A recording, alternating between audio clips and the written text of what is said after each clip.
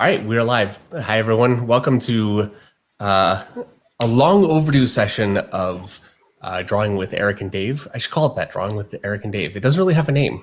We need to give it a name, Eric. Yeah, I like that name. Okay, there you go. Drawing with Eric and Dave. I didn't do the intro because the intro is from Monday Night Draw, and it's such a hassle with Meredith not here. I felt like I could just get away with no intro. So tonight we're going to be using Copic markers. I will show you mine. I've got the other ones too. I just pulled them out of here. But I'm using all grays. Mine are cool. It does not matter. You can use warm, cool, or neutral. I actually ordered neutral. They haven't come in yet. So I've got cool. That's the only ones I've got, which is why I'm using them. Eric, you are using neutrals. Is that right? Yeah, I'm using neutrals. And the only reason why, there's no real reason other than the fact that I'd asked Jorge Molina at one point what he used, and he mentioned neutrals. Right. And so, I had a few neutrals. I still have them, and they work great. But ultimately, as long as what you're using is consistent, it should be fine. Now, if you are a little more advanced with these and you know how to mix cool and neutral and different tones together, that's also a really great way to go. That's still beyond us. We're still kind of learning this whole thing. So in a lot of ways, this is going to be very interesting. Eric and I did a test earlier today. We did a picture, and I struggled mightily with mine. It was hard. Struggled enough that I thought, oh no, like ultimately, if it doesn't work, it doesn't work. It's a live stream, so that's how it can go. So yeah, wish us luck. And before we start, I really wanted to talk about really my inspiration for wanting to do these. Aside from Eric, really Eric is my inspiration for wanting to do these. He's been doing some tests and some pictures with it, and I thought they looked incredible. And I thought it'd be a lot of fun to try. But an artist that I've been a fan of for years and years, also a very nice guy. I'm just going to bring out the book so you can see it. This is the work of Chris Stevens, and he is an incredible, incredible artist. Incredible ink artist also, and there's some examples of that in here too. His ink work is stunning, but he is really a marker specialist. I don't know if he's using Copics. I read somewhere that he was using something different. I think Prismacolors. They're really all the same, so I don't think it matters ultimately. But I've been a very big fan for a long time. Actually, here you can see some of his ink work, which is really, really subtle. And this is something I try and remind myself when I think, oh, I want to do the kind of Copic work that he does. Well, look at the ink work he does, so it's a high bar all the way around. And actually here, let me quickly switch to a full camera here so you can really see this book.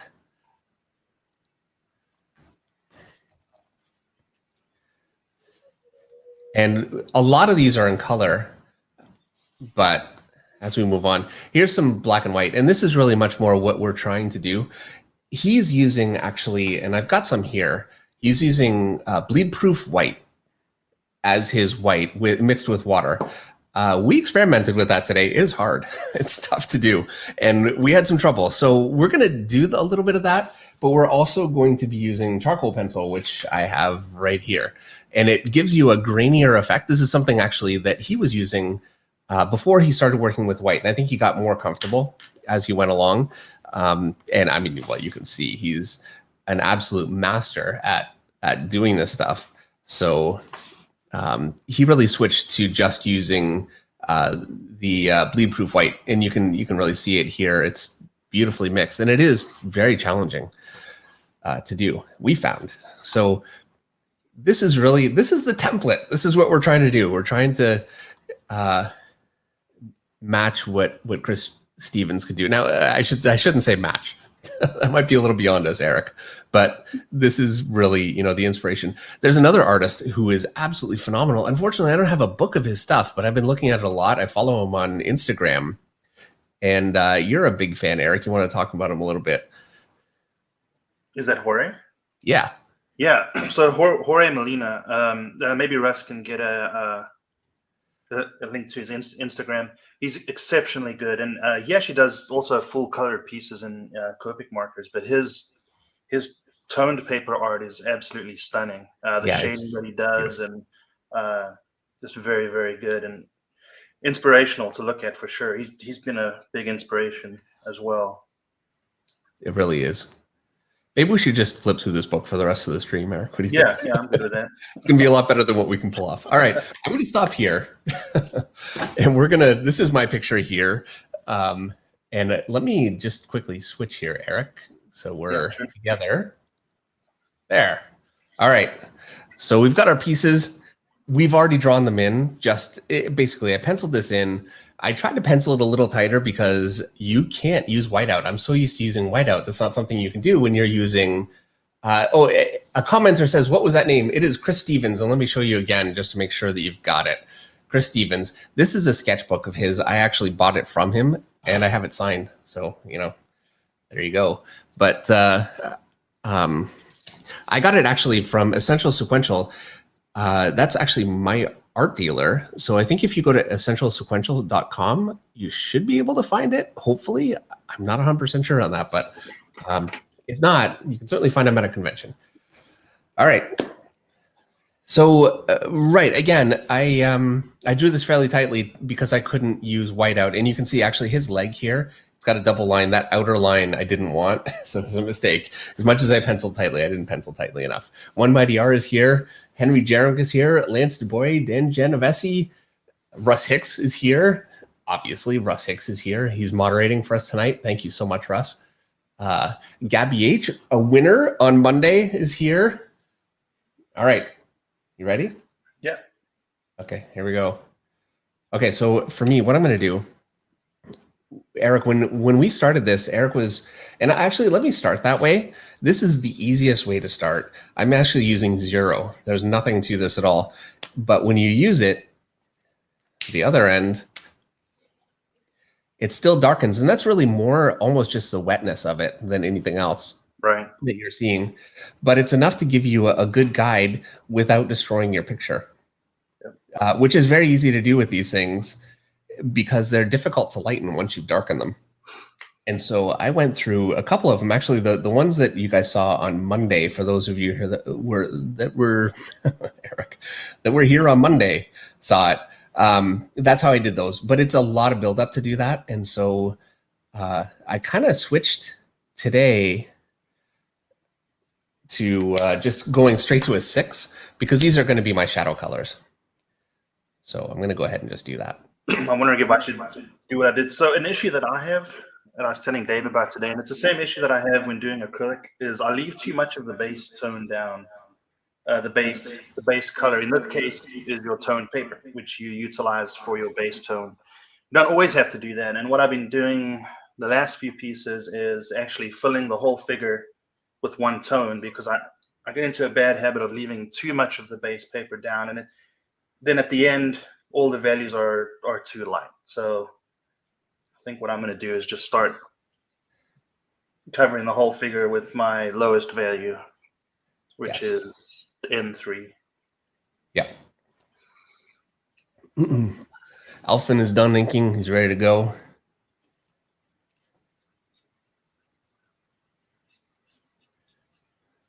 And by the way, I don't have Meredith here. And since we're both working, I'm going to be looking up as much as I can to try not to miss too many chats, but it's a little difficult. So, and I wouldn't really recommend super chatting. As much as it's nice to get a super chat, it's great. It's very difficult to keep up, and I hate missing them. So, that's always a possibility without Meredith here. Just bear that in mind.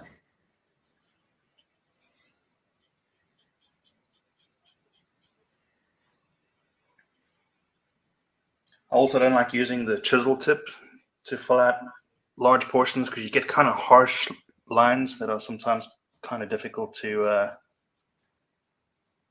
rectify later. So I'm just using the brush tip. It'll take a bit, but I saw Chris Stevens does a huge portion of his work with the big tip.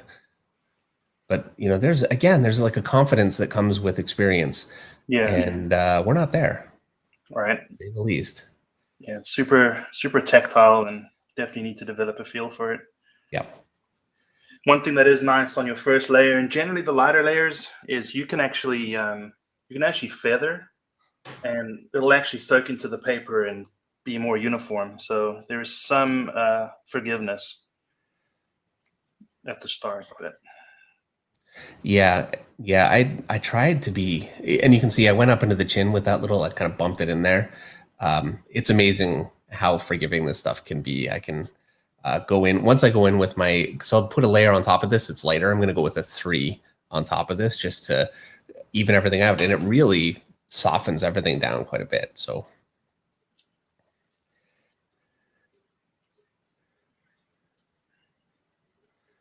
and so what I'm doing right now is I'm essentially inking. This is what I would normally do with ink. Obviously, it's a much lighter tone.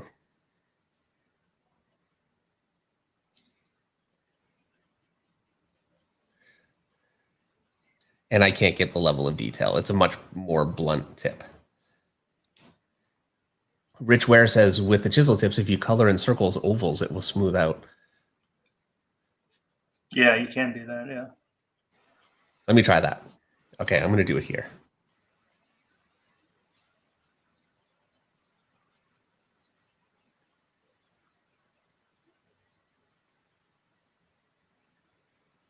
It's looking pretty smooth. All right. Where's the light coming from? I'll be probably top left down this way. Yeah, I think I'm probably doing top left too. Actually, I am doing top left.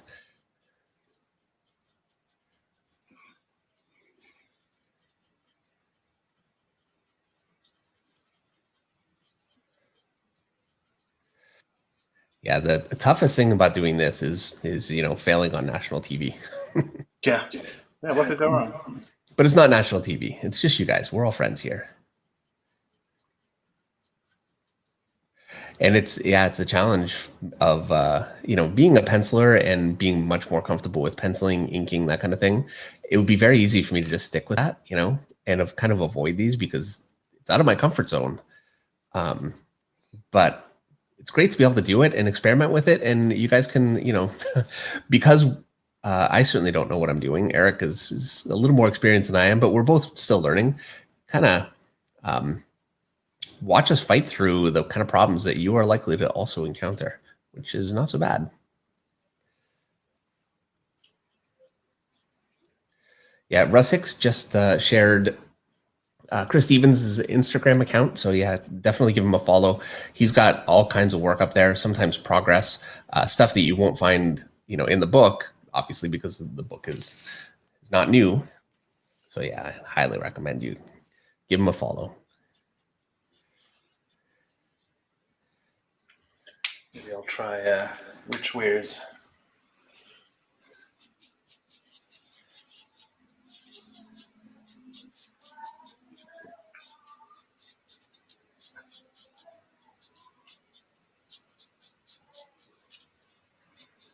I really wish I had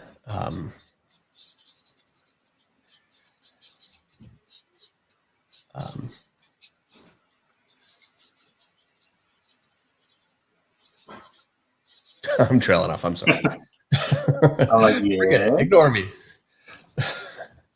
It looks pretty good. Yeah, you're cheating.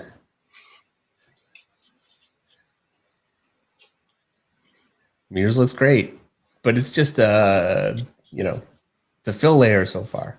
It's cheating.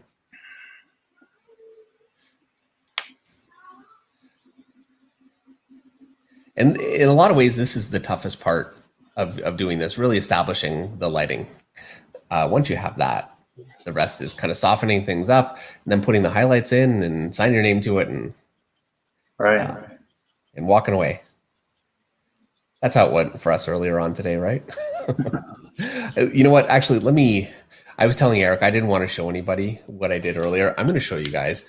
So, be gentle because it really did not turn out well. So this is it here. I got to a point where I started getting a little looser too. I went way too dark and I was trying to use the white to really bring things back out. It just turned into a bit of a soup. So sometimes it goes that way. So I'm hoping this turns out better. We'll see.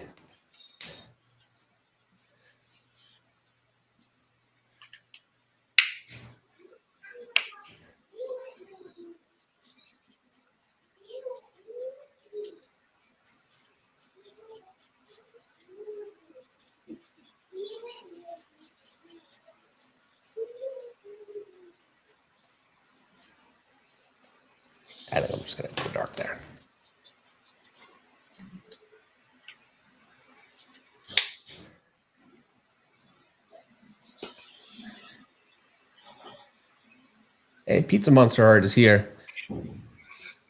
And he says, I'm being modest. It looks great. Well, thank you. All right.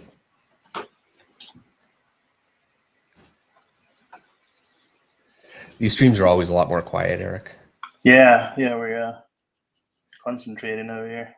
That's me blaming you. Yeah.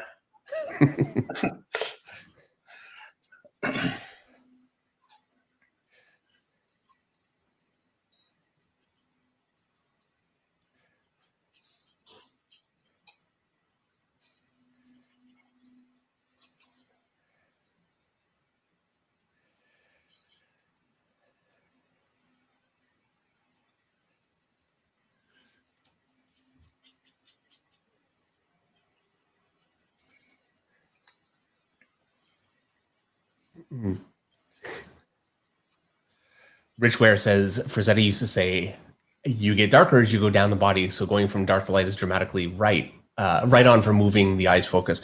Absolutely. And I think that's a pretty simple thing, but it is remarkable how difficult it is to control your values that effectively when you're in it. You know, it's hard. It certainly is for me. I don't know about you, Eric. Oh yeah. And this is where, you know, the more you do this kind of thing, obviously it gets easier. But, you know, I didn't want to wait until we were doing this for, 15 years before we could stream either. Right, yeah.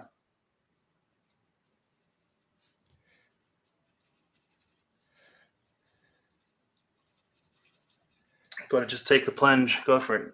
Yep. Hope for the best. Yeah.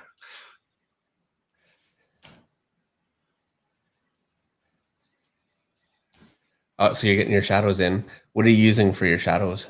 I'm just to start. So I go 2 levels up. So I'm skipping a value because they can blend. So I'm just starting off. Now that I have my base down, I'm just gonna start going up in value by skipping one. And you skip one, why?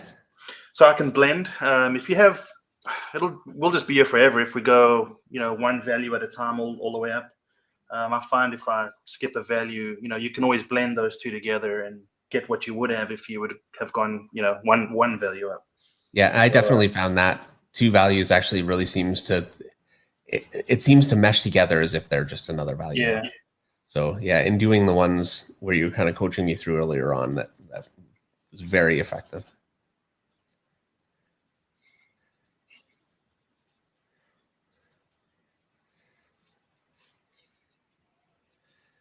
All right, getting there.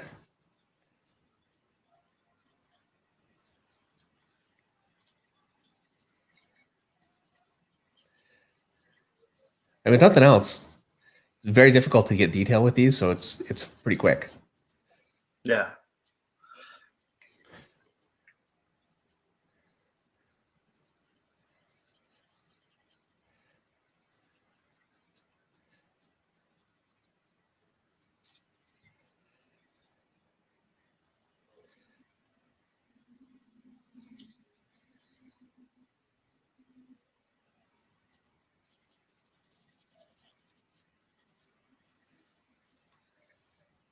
And I also know that with my white, I can bring in a bit of detail that I lost and sharpen things up. And that's something that Chris Stevens does quite a bit. Now his Copic stuff with the markers is also, very, very nice. It looks great on its own, but he does a lot of his tightening and detail with his white, his bleed proof white. Yeah, and what's nice about the charcoal pencil that David mentioned is it goes really opaquely over Copic, which helps. What we also like about it is you can erase it and you can smudge it pretty nicely. Yeah, which we will show. Yeah, it's really it's not the easiest to work with. I mean, don't get me wrong, but it's amazing how much you can lift it and play around with it and get it to move around. Sorry, Eric, I kind of cut you off there. No, that's all right.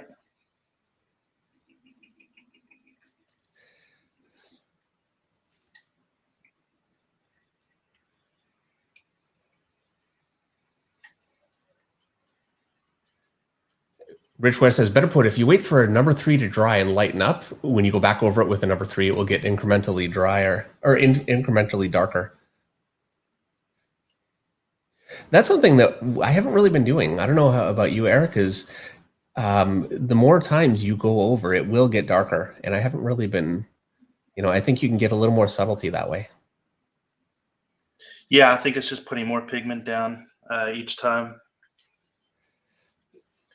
Something that I was talking to David with today, it actually happened today when we were practicing, is if you, so generally when you blend, you want to step down and blend with the lower value. If you go too low, there's so much alcohol in the lower values that it can kind of make your pigment bloom a bit.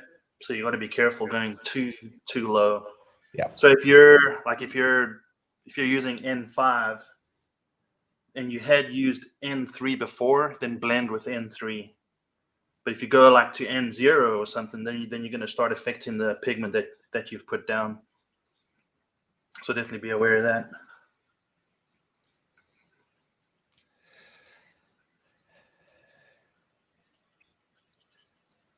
All right. Give him a bit of a cast shadow from his arm there. Should probably cast it all. You know what? I'm going to leave it there. Oh, in there. All right. Oh. Okay. That's my first layer. Stop in there. So now I'm going to go on with my number 3, if I can find it. 5, 3. Boom. All right. And I'm just going to use the bigger tip because I'm going to fill the whole thing in. Here we go. I like the sigh before you started. Sid V says, thank you, that cast shadow is bothering him. Yeah. This is much darker than it will dry to.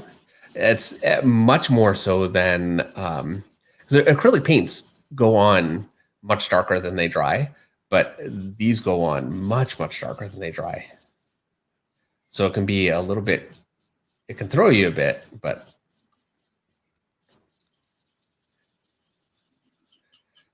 it lightens off quite a bit.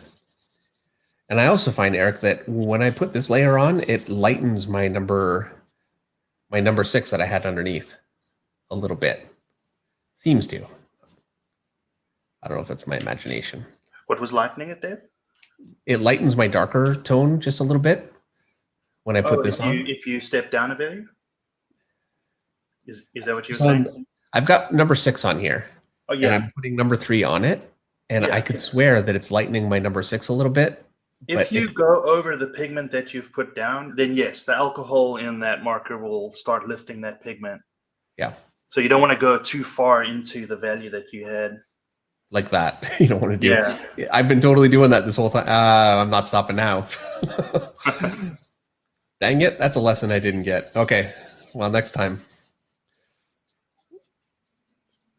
81 Modus has a $2 super chat. Thank you very much. And he says, Chance should be part of Artist Elite Comics. I'm under contract right now.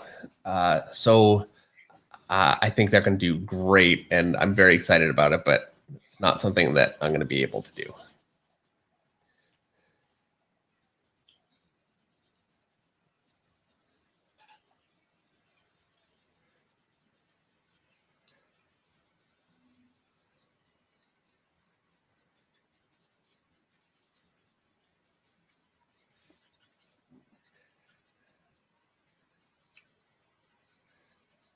Rich Ware says, I find acrylics dry darker.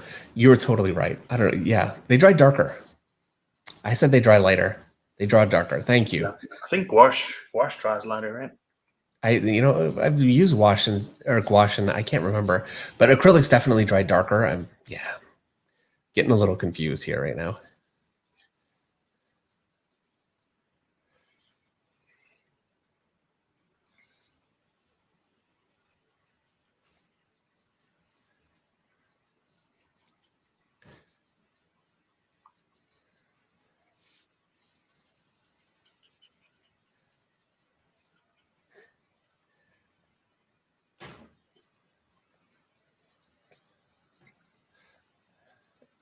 Chris Ware says you can darken the shadows back pretty easily. Richware. I'm sorry. I'm not looking up. Sorry. I feel like we're getting some good advice here right now, Eric. Yeah.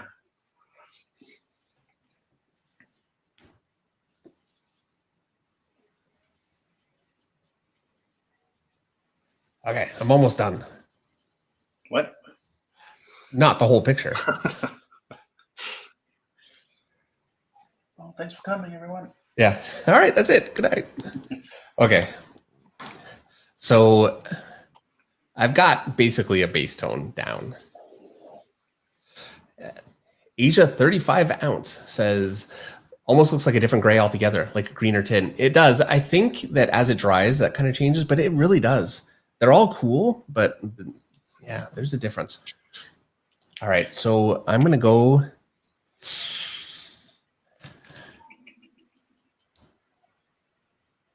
I'm going to go with 7. I know it's only one step down, but I'm tentative right now. I don't want to do what I did with the last one, Eric. Yeah, yeah, and another thing too is even if you're starting with a lighter value, it soaks into the paper. It looks dark. It'll lighten up. Like if you were to go N0 here, it'll be dark. Yeah. Now then it'll lighten up. So it's a bit of a safety net if you're unsure of what to put down. I have kind of found too, when you go dark, like the really darker ones seem to actually not fade quite as much. Yeah, yeah. I forgot to put the line in for his mask. I'm going to have to get that in there.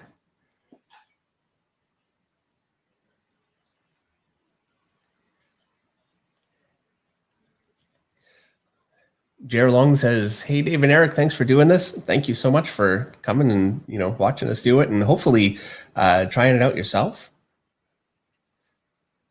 It's hard. Yeah, yeah.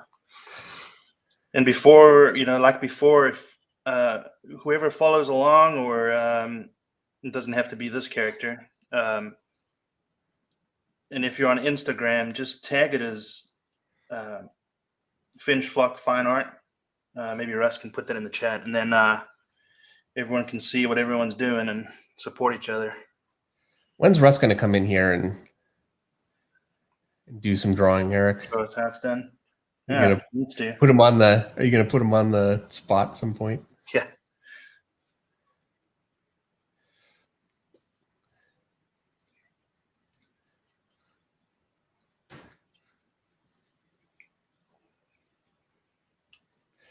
All right. And this is it's looking darker on the screen than it is here, but.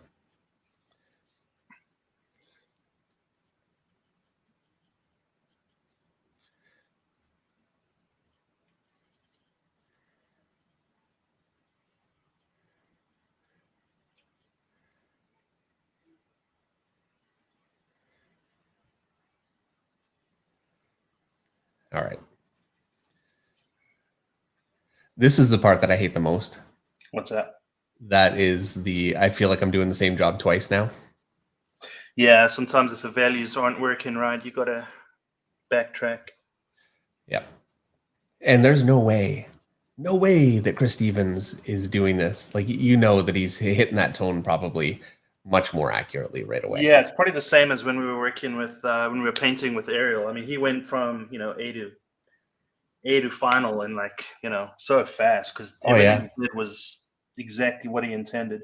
Yes, and fastest painting I ever did because I was just following. So he went, I'm doing this, and I went, all right. And it felt wrong because I thought, oh no, like it's too much. But when you know what you're doing, it just works. Kind of messed up on the video there, but Jim Klein has a $10 super chat. Thank you very much, Jim. Appreciate it. I was just looking through some recent sketches and I realized that watching your videos and streams has really helped me improve my line weights. Thank you for helping me get a better handle on that. Well, that's great to hear. Thank you. I'm really glad. Yeah, line weights, they make such a big difference.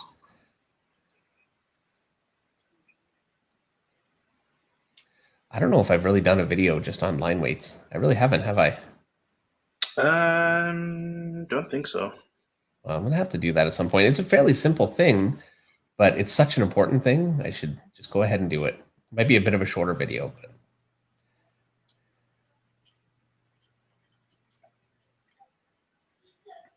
I mean, you've covered it, maybe, in other videos, being away from the light, is thicker, etc. I think you've covered it a few times, but as Yeah. far as a dedicated video, not that I recall. Yeah, I think it'd be a good one to do just its own video for, just to, so it's easy to find. Yep. All right, so now I'm going to go to N7. So whenever I do this, it gets scarier. Yep. Oh, I know. That's exactly where I was. Well, still am.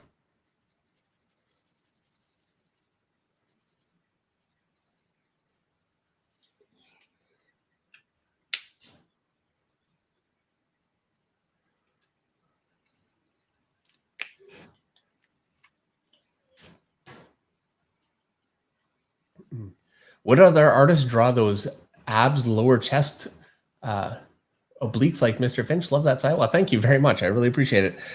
Now, my chest, lower obliques, that whole style is, it's very common in comics, as opposed to something that's a little bit more traditionally accurate. Well, accurate to real humans, so much of my chest construction is actually from Alan Davis. So I'd really recommend, if you're interested in finding, an artist that does that very, very well, very consistently, Alan Davis is a good choice. It's funny. I've been, I save a lot of reference of bodybuilders, and I've actually seen quite a few bodybuilders that have that similar anatomy. Yeah, but you have to have your chest pushed out and your stomach drawn in. So, and it's not everyone. Like, it is a body type. You have to have a bit of a barrel chest, I think. And I don't know. I mean, different people have different proportions, but right. Yeah, I've seen it. But even people that have that won't have that when they bend over forward or crouch or anything. That disappears. And comic artists tend to draw that really at all times. Now, you could call that a weakness of comic artists, and I think that would be fair. Similar to, here, I'm going to show you what I mean. I'll show it here. I had the same backdrop that I had on Monday, so I'm out of room. But when you draw the back of the arm, so here's my arm, and it's straightened.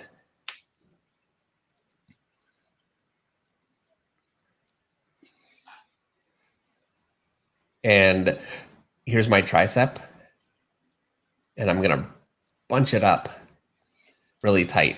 And then here's my, deltoid. And that would be accurate because my arm's straight, so it's actually bunching this muscle. And if I bend my arm off the page, that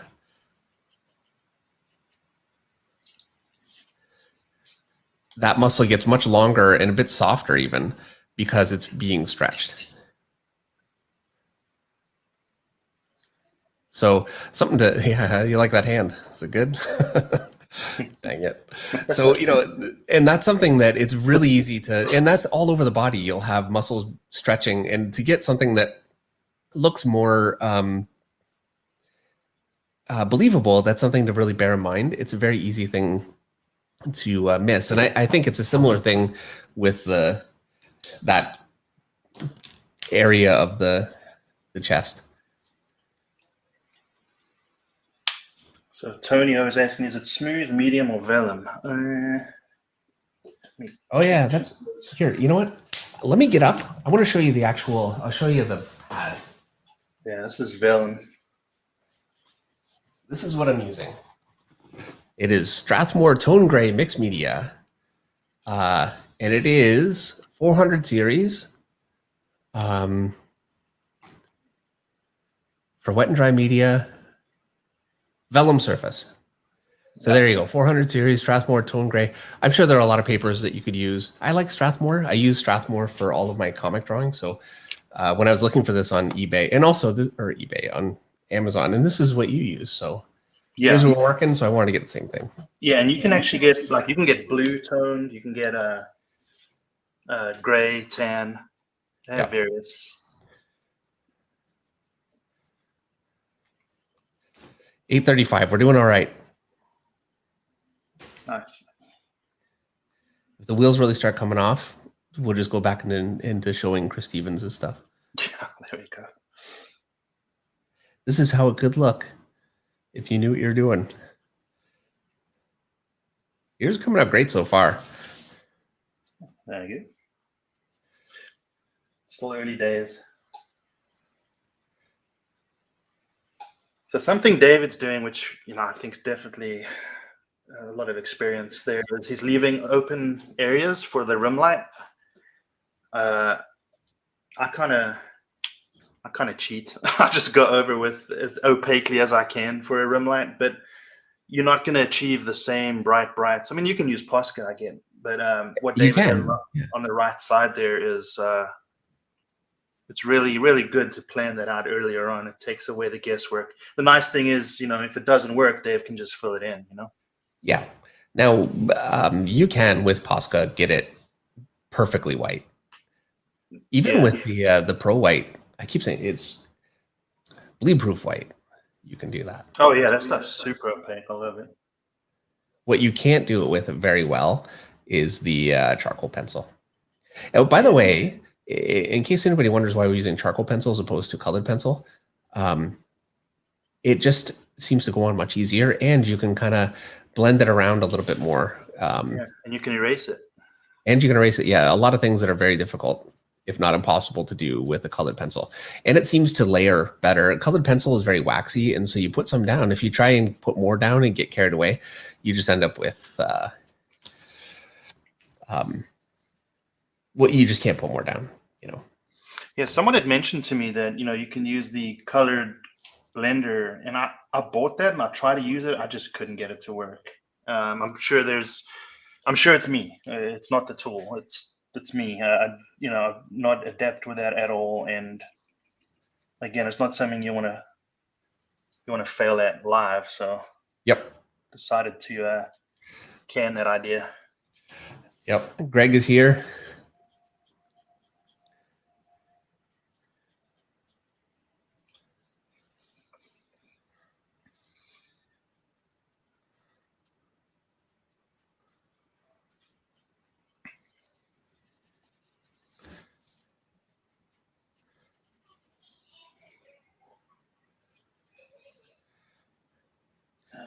Grease pencil? I'm not quite sure what that is, Henry.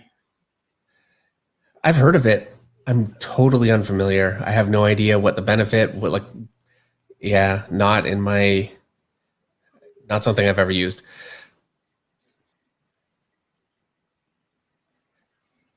And I tend to be very afraid of, like, a grease pencil. To me, that sounds like oil, doesn't it? Yeah, I don't know. And that's all fine. You can put oil. Now, at that point, you have to worry about the paper. This is acid-free paper. These things won't fade. They're really great. Like, they're very color fast. So, 10 years, 20 years down the line, 30, whatever, they'll look just like they did. And you can't say that about a lot of tools. And they won't eat through the paper. Whereas a grease pencil will destroy, I would think, if it's oil-based. Now, I'm talking out of my butt because I don't actually know, but if it is oil-based, it will destroy the paper unless you seal it. Yeah, one thing which someone may want to think about is if you put charcoal down, it can smudge a lot. So you can always use Fixative and spray that down. Did I show you the Fixative that I bought, David? No, you were talking about it, but I didn't see it. Yeah. So did you use it at all? Yes, it actually works well. 1 second.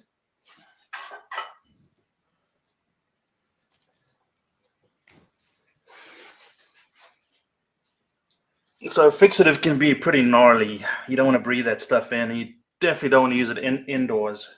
But this stuff, this is Spectrafix. And some awesome artist long time ago, Degas, I don't know how to pronounce his last name, but he came up with this formulation, and it works well. I tested it, I think two applications, and the charcoal was sealed. I couldn't remove it, and it is workable, so you can work on top of it once you've put it down. All right. Edgar Degas was an impressionist. So let's see if that's him. I think his name's on here somewhere.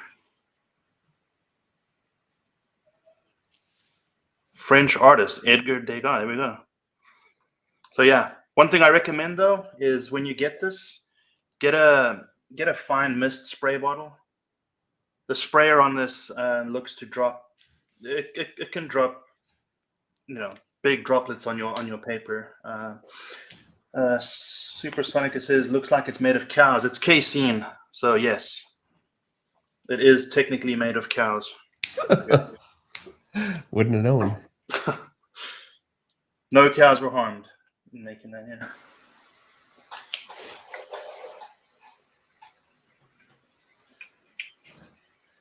My Life Matters says Dave needs to get into NFT.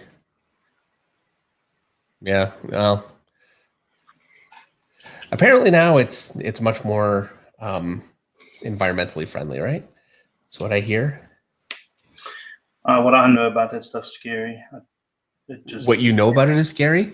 Yeah, I don't understand it. And I've had people trying to explain it to me, but yeah. Yeah. All right, so I used 6 and then 7 and then 3. I'm going to go with a 5. What do you think? No, a 4. Because what I want to do is kind of blend some of the darkers, just a bit. Some of the darkers, you know what I mean? So just say that again. You went what? What was it? So my first coat, and before it passes it, Tagamo Motorworks is here. Good to see you.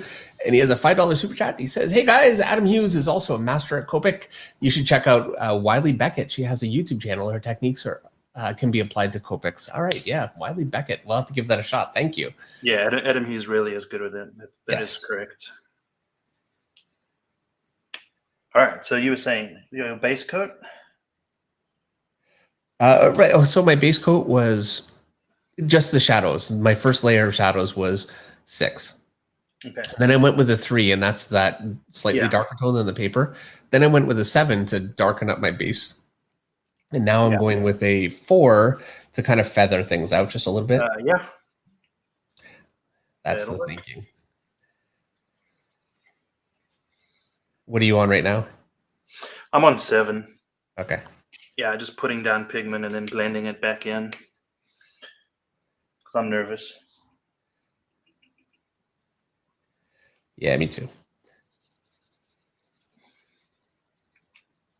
So I don't want to let the cat out of the bag, and it's premature anyway, but I have been emailing with Chris Stevens, and I think that we can get him to come on and show us some things. That'll be incredible.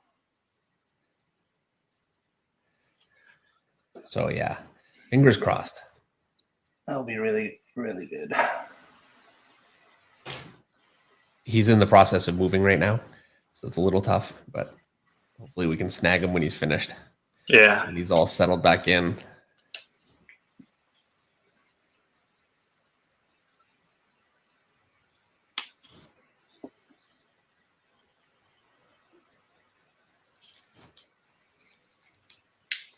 I have to put some ink down over here. Bloodstrike says, "Were you an art prodigy, David?" No, I really wasn't at all. I really didn't draw much. It wasn't until I was 20 that I really started drawing seriously and taking it seriously and feeling like I could do it. I was a late bloomer in a lot of ways, and a lot of ways that blooming never happened. So my youngest son is 13, and Eric. He's coming along so much right now. Like, he's very immature, which is how I was. I hope he doesn't see this later on and go, "What? What'd you call me?" He's pretty immature for his age, and so was I, and my mother was too. Actually, we're all very similar that way. And it took a while to really kind of come into it, and so he's starting to draw more. Really? That's awesome. So I'm pushing him, but I don't want to push him too hard because I know, not everyone develops the same speed. So trying to be patient. That's good to hear. Yeah. Waiter Shush has a $5 super chat. He says, "Coloring along right now. Thank you for doing this. Do we use the same grays for hair?" Oh, and it's hater. And thank you very much. And in this case, I would be using the same grays just because I'm just doing gray, and I'm only using cool grays. If you have a broader range and you're comfortable, then you can get really amazing effects from them. But yeah, in this case, we're just using, well, I'm just using cool. Eric is using neutral. Yeah. And looking at the two pictures, can you even really tell a difference? Mine, I guess, might be a little more of a blue tint. Yours is a much better piece, yes. Yeah, there's so it's kind of interesting. What I saw Dave with some of Dave's stuff is, since he's using cool, it seems like when you put white over it, it almost turns much bluer. Have you noticed that, Dave? Yes. So here it looks similar. Yeah, and I think that it actually sits nicer because of that. Like the cool is actually a bit of a compromise that I don't love, but it's what I've got. Yeah. Did you get Somber Nort's super chat? No. Okay, so yes, hey guys, can you mention some other artists that use acrylics? I'm looking for inspiration. Love you all and thanks for streaming. Wow. Ariel Oliveira. Yeah, and you know what? In some ways, you could almost start and finish with Ariel Oliveira, because not only is he incredible, you need to look and find some of his work. We actually did a stream with Ariel a little bit ago, so you can find it on my own channel. It's a painting stream. It was a few months ago, so I highly recommend you take a look at that. He kind of goes through his process. He also has his entire process laid out in a course from Domestika. Domestika is Spanish. I was able to navigate. I can't speak a word of Spanish or read it, so I could get through and figure it out well enough to get what I needed and find the course. And the course is all subtitled, so I watched it 500 times. I don't know about you, but Oh yeah, yep. So yeah, I really recommend Ariel Oliveira. I'm a huge fan of Simon Bisley, Greg Staples, who I reached out to him on Instagram, Greg Staples. In the hopes that we could get him, but he didn't respond. I don't know if he ever saw it or he just wasn't interested, but I could not get him on. So maybe one day I'll corner him at a convention and see, but so far, no luck. But he is phenomenal, and he's a very nice guy. I've never met him, but I've watched a lot of interviews. Yeah, I absolutely love his work. Yeah, Glenn Fabry, a phenomenal acrylic painter. Actually, he was the book of the week. Was that I think no, that wasn't this week's book of the week. I can't remember, but I think it was. Wasn't it Slain? It was Glenn Fabry and Slain, wasn't it? Yeah, I think. Oh, you know what? We didn't have a book of the week because it was the 200K giveaway. Yeah, but the last book of the week was Glenn Fabry's Slain stuff, and yeah, absolutely incredible stuff.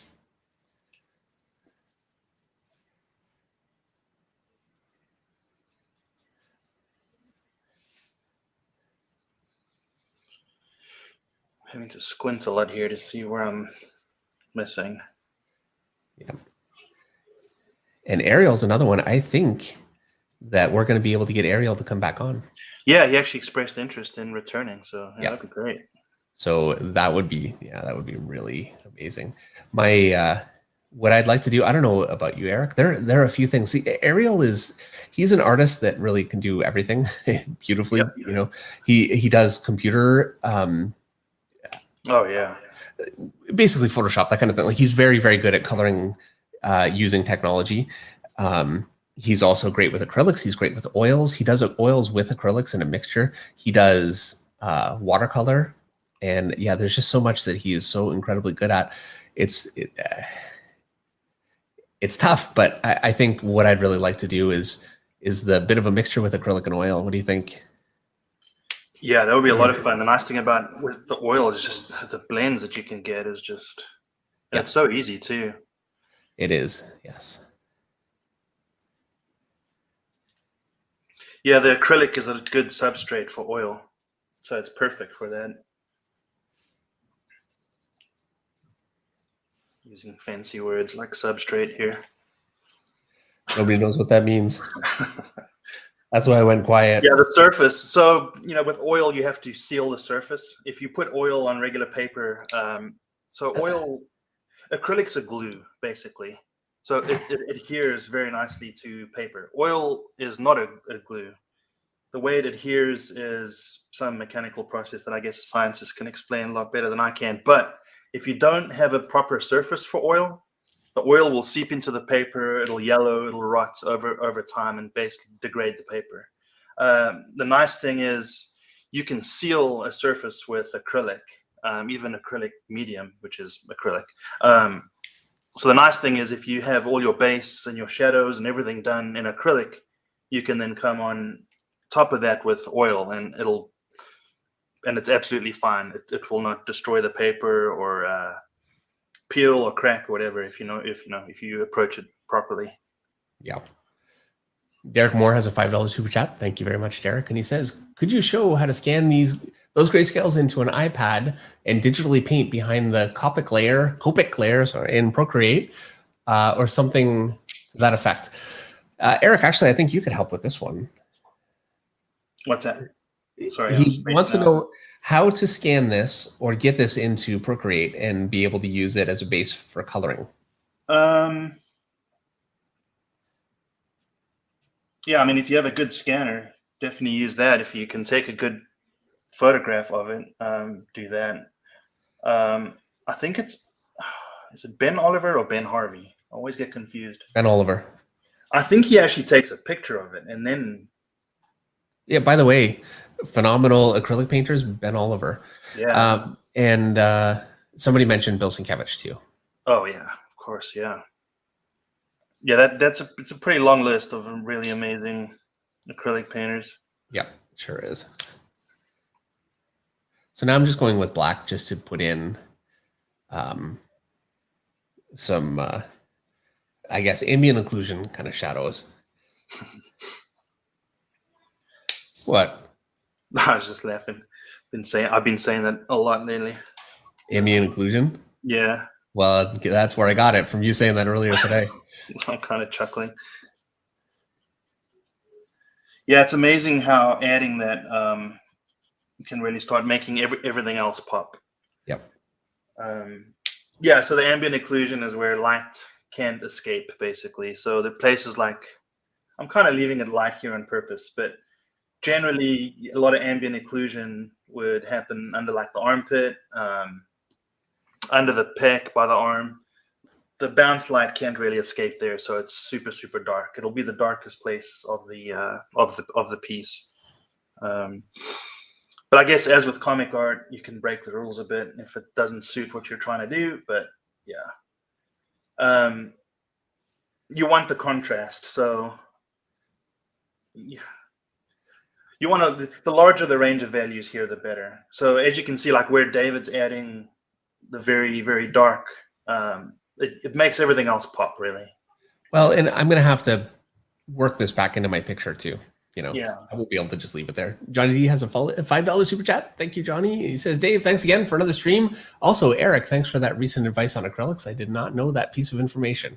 So yeah, welcome for that on Eric's behalf. And Jim Klein has a $10 super chat. Thank you so much, Jim. He says, Dave, do you post scans of your images from your streams anywhere? The Squirrel Girl image from this week has some techniques in it that I'm trying to bring to my work, and it'd be great to study it in detail. You know what? I post them to the community tab. Don't look there because I haven't done it yet. And I kind of have been forgetting to do that lately. I need to get back and start doing that again. So that's where, and also Instagram, another place where I keep forgetting to post. So yeah, I have an Instagram account and it's great, and I barely post. I should be posting more. Tagamo Monoworks has a $5 super chat. Thank you, Tagamo. He says, not positive, but doesn't Daredevil have holsters for his sticks? Not being picky, just wondering if he always had them or not. Dang it, we forgot his holsters. My holsters are on the back, and my Daredevil left his sticks at home. So yes, this is going to be Elseworld Daredevil. Shoot. Oh, well. Yeah, it was mentioned to me when I'd shown someone the inks for this. They're like, well, where's his batons and the string thing? And I'm like, oh, dang it. Yeah.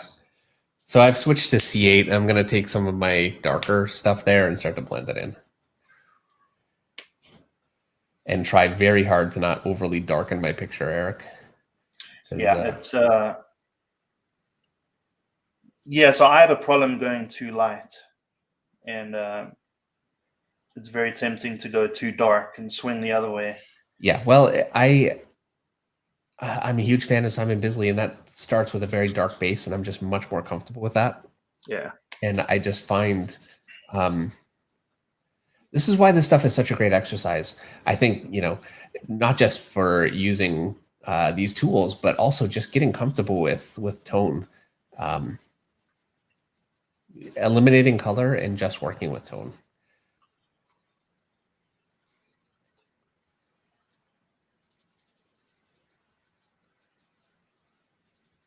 So Dave, would you say that doing this helps with painting and vice versa? I would have to think that it would, yeah. Yeah. I'm not feeling it right now. Right now, I'm just feeling like this is hard. But yeah, absolutely. Yeah, I mean, in effect, you're doing the same thing. You're pushing and pulling with what's pretty much a brush tip here. So I think this is a real good entry into practicing values. It really is. And someone mentioned earlier that Copics are too expensive. They are. It's a very well-known, established name right now in the marker world. It's been that way for a while. But I mean, you can use Prismacolor. You can use, I know Arteza just come up with whatever marker that you like to use. Go for it. Oh yeah, and if there's a marker that works as well as these ones, and I'm sure there are, I would like to know, because these things cost a lot of money. They cost too much. It's like they've cornered the market, so they just charge whatever they want. I feel like they're a little too expensive. Yeah. By the way, we're not sponsored, in case that's not clear.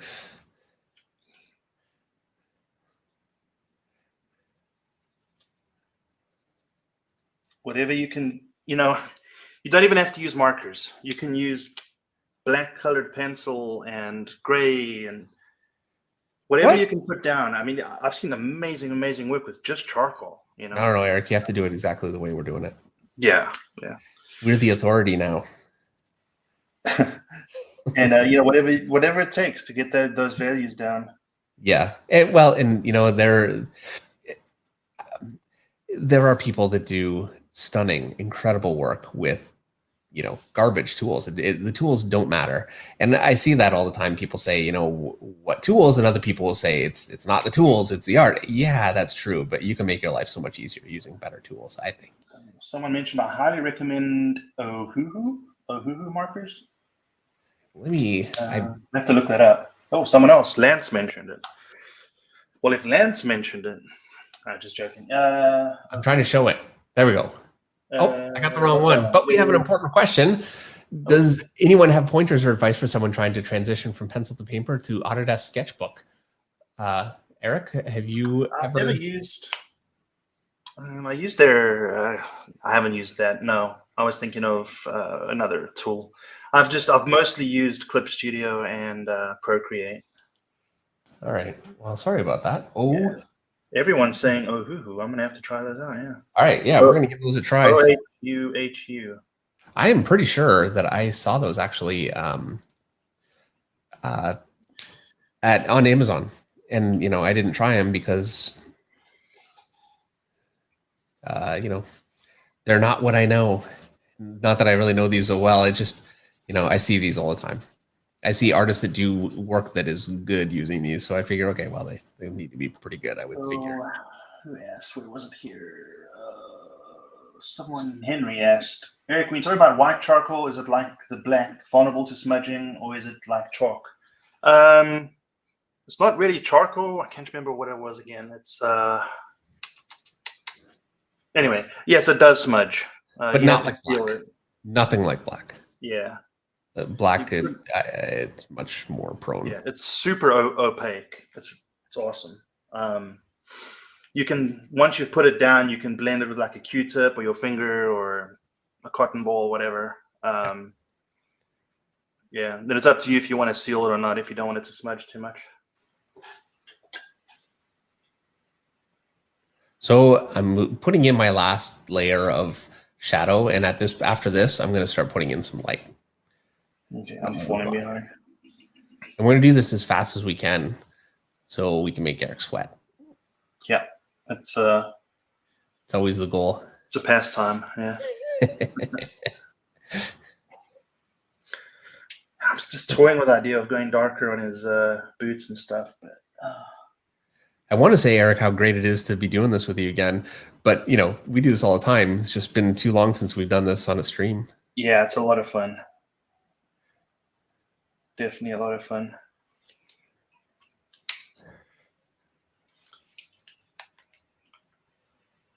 That should be kind of more. Yeah, I've heard Winsor and Newton Pro markers aren't bad. Yeah, Dennis Kelly mentioned Winsor and Newton Pro markers. Okay, Winsor and Newton Pro markers.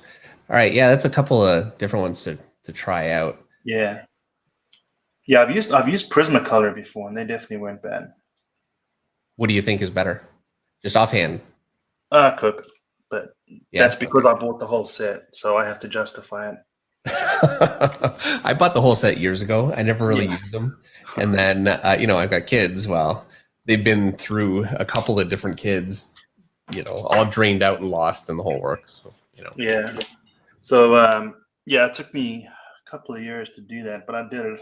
Well, with some things, I'm like a real completionist, Yeah. Like So Pokemon, I got to catch them all. So. Sorry, Eric. Brad Scott Art says Copics are great if you use them a lot because they're refillable. If you use them, if you don't use them as much, or if you use them that much, they're fairly priced. I use Ohuhu. They're great, affordable, and I don't use markers that much. So yeah, there you go. If you're going to do this a lot, then Copic. Yeah, I'll show you what I don't like about Copic recently. Is this? 1 second. Is they went from this large tank basically to this little guy. They're cheaping out. So you're getting a lot less for the same price, basically. Yeah. Anthony G has a $2 super chat. Thank you so much, and it's good to see Anthony here. And he says, Ohuhu might be giving Copic a run for its money.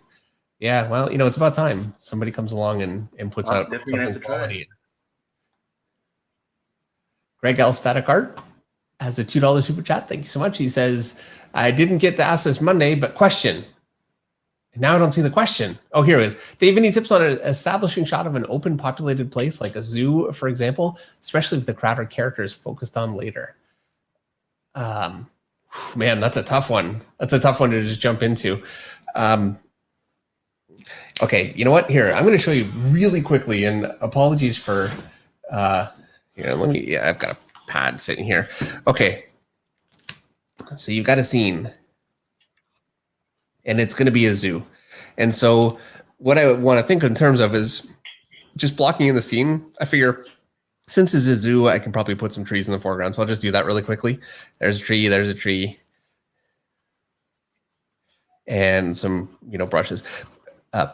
Some brush, whatever. I just, want something to kind of fill in my foreground.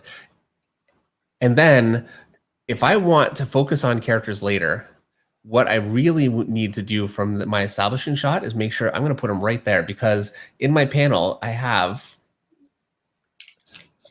basically, this would be my grid. There's a name for this. I forget what golden section. Anyway, whatever. It's 3 given divisions. You can see I messed up my divisions. I'm too far over. You don't have to be perfect anyway. It's not like it's something that needs to be mathematical, but you want to place your important elements in these corners. And so I'm just going to place, I figure, okay, I'm going to be looking at my figures. Here's one here. Here's another one. And there are a whole bunch of people. So they're all standing kind of right there. Maybe I'll put some other people here. Here's like an umbrella from a food stand. I'll put the food stand here. This guy's less important. He doesn't need to be in that same spot. And then here's, a fence. Don't feed the animals sign, whatever. I'm just putting stuff from the zoo. I don't know. And here's my ground. And then I could have like some kind of a big pavilion or something in the background here, and maybe some more trees. And, I'm just throwing in some elements that you would kind of see at a zoo. The important thing, though, is you draw your main figures kind of right there, and you will instantly, then when you zoom in, I'll draw my next panel, and we zoom in on those figures. Here's one of them here. Here's another one. Maybe the kids here. And then you can see that would totally flow because I'm using the same spot in the panel. I've actually moved it up to here, but it's basically the same sector in the panel. So it would feel like you're zooming into a scene rather than just jumping. So that would be how you'd approach it. Those are very quick examples, so apologies, but there you go.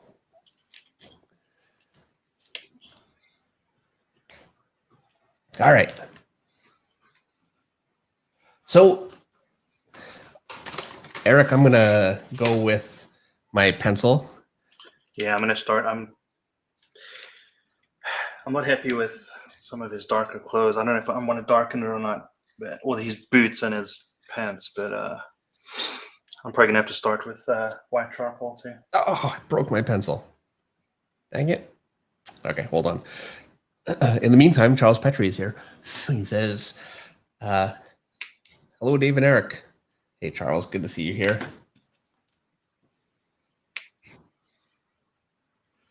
And Ashwater Skydust says all kinds of ratio tricks and shape language tricks. Yeah, there really are. That one is a very simple one.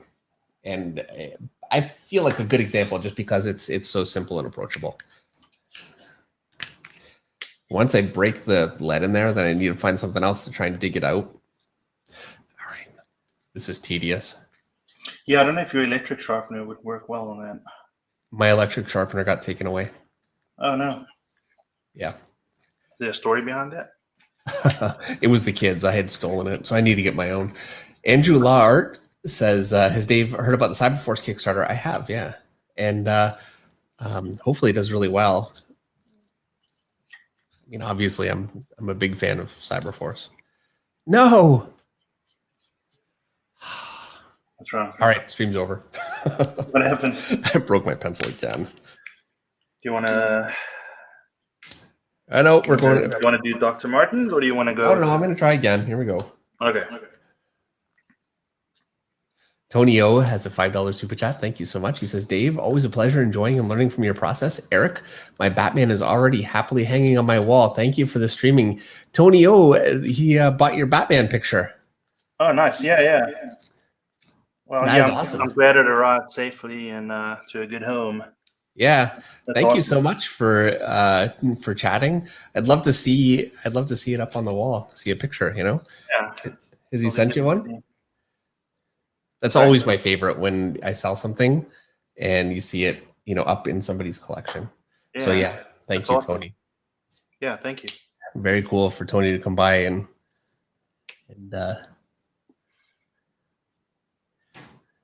let you know. That's awesome. David, I'm noodling way too much here. I'm going to just go ahead and start lighting it. Ugh. So I'm kind of wasting my time right now because I'm going to end up going over this with paint, but I'm feeling tentative. So I'm going to do it this way first. And then this is where the more you know what you're doing, the more you can just directly go into it, you know? Yep. And I'm not directly going into it. Always find myself just, you know, I know you've mentioned this too, starting with an area of comfort and then, Yeah. you know. But you can see just that right there really kind of brings it out, you know? It's so easy with this tone paper to start to see that tone as white. I do that all the time. Matt Candy says, I wonder how David's pencil sharpener works. I see him spinning it around off screen. So, you know what? Here, let me show you. This is it here. It's just one of these. It's a cheapo one because my kids stole their sharpener back. I really should have went upstairs and grabbed it, but I think they might have hit it on me now too. All right.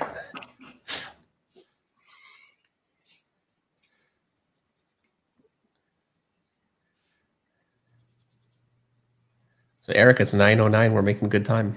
We're doing all right. And Great. I think yours is really working out. I really feel like us taking a little bit of time earlier today just to kind of work through this, to, you know, try to not make fools of ourselves. I feel like it was actually time well spent. Oh, definitely. I mean, your first one actually worked out really nicely. So, you know, mine did not. I don't know. I really, really like it. Yeah, it definitely helps being able to. It really is like bungee jumping, you know, when you hit on the stream without well, even when we did practice, you know, it can be kind of scary. So it definitely helps doing that beforehand. Yeah. Getting used to the whole process. Yeah. Matt Candy just mentioned that he thought I had another sharpener. I do. It's this one. Now this is a totally different kind of sharpener. This is for a a drafting pencil, which holds a lead like this. It's called a lead holder. And so you put it in here. Inside here is a serrated edged cylinder. And this just draws the pencil along. If I put it in here, you can see it goes here. And when I spin, it spins along that cylinder. And so that's how this one works. So so you just do this and they dull and eventually get really difficult to use, but you get a really nice point from them, and you can't actually sharpen this pencil in a traditional pencil sharpener. Derek Moore has a $5 super chat. He says, I asked the YouTuber Color with Kurt, amazing colorist, in brackets, who's his favorite YouTube artist? He said David Finch and Elsa Charioteer. Wow, that's very nice. Well, thank you so much for letting me know. I really appreciate it. Yeah, Color with Kurt is, looking at his videos has taught me a lot about digital coloring. He really is good, exceptionally good with color theory, and his Procreate courses are pretty good. Well, that's great. High praise then.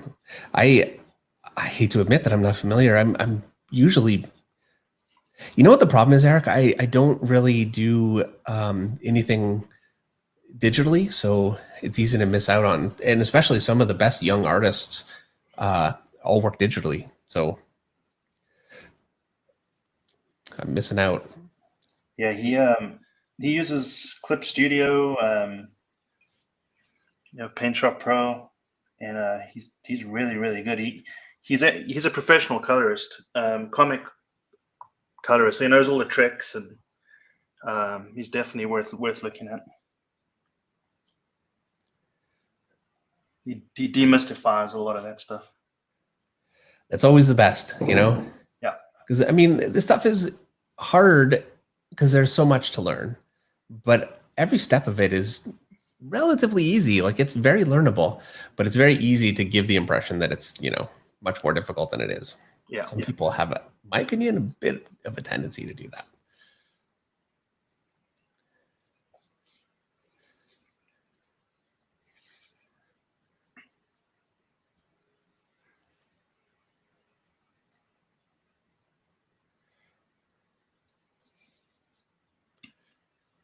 You know what I would actually recommend for Greg L too, for the zoo scene? Look at Sopranos. I mean, the amount of episodes where they're in an amusement park, I can't remember what season it is, but they keep meeting in an amusement park. And that would totally do it. You get the shot with all the people, then, a bit of a closing in shot. And I think it would actually really fit what you're looking for. All right, so I've got that light kind of in. I'm going to try and sharpen my pencil again. Wish me luck. Mine actually came with this little dude. No. Traditional little... I still have a problem with this camera. This is actually red. It's showing up as orange. I shouldn't have tried to sharpen it. What was I thinking?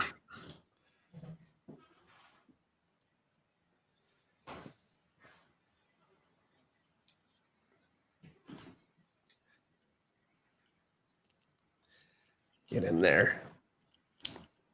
There we go.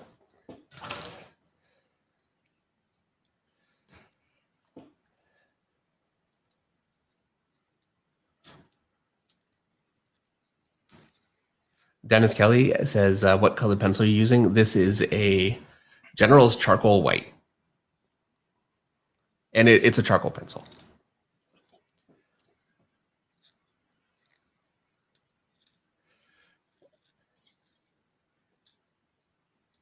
Thomas DN says, the more expensive the pencil, the more readily it breaks. Yeah, irony. All right, that's going to be close. I'm not going to try more than that.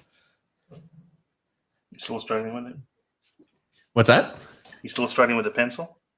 Yeah, I'm still using the pencil. No, I got it sharpened enough. I'm just going to go with it from there. I don't want to risk.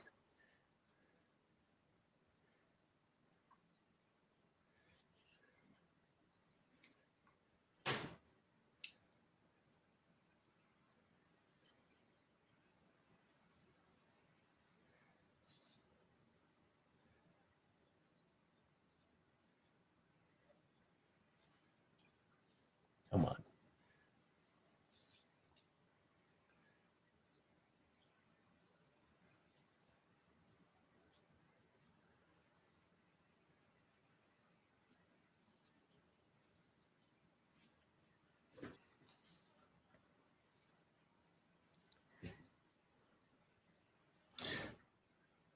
Waffle Train says, like carpenters, just get a knife and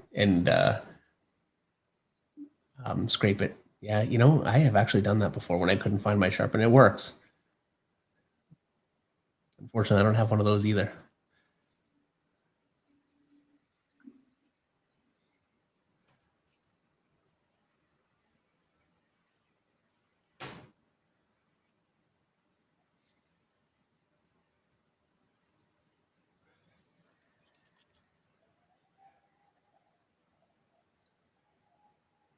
So this I learned from Ariel. What's that? When you're using the pencil to go in little circles like this, so you don't yeah. end up with lines everywhere. And then I can also just use my finger to smooth this in, but just for now. Another thing that I can do is I can go back over this with Copic markers and darken it in. And I might need to do that if I get too carried away here and there. It changes the tone of the markers, and it kills some of the pencil too. So it'll have a drastic effect, but it works.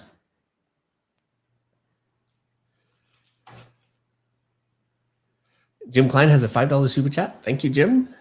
And he says, Dave, K. Michael Russell of Color with Kurt has great coloring tutorials, and Elsa has amazing discussions of page layouts. They'd be great video guests. Yeah, thank you. Actually, you know, that would be great. I'll have to look into that. Thank you. We haven't done like a panel layout, that kind of a thing. I think that'd be fun, Eric. You know. What? Didn't we do the one? We haven't done it for a while. Oh yeah. I would say hands down that was the scariest for me. Yeah.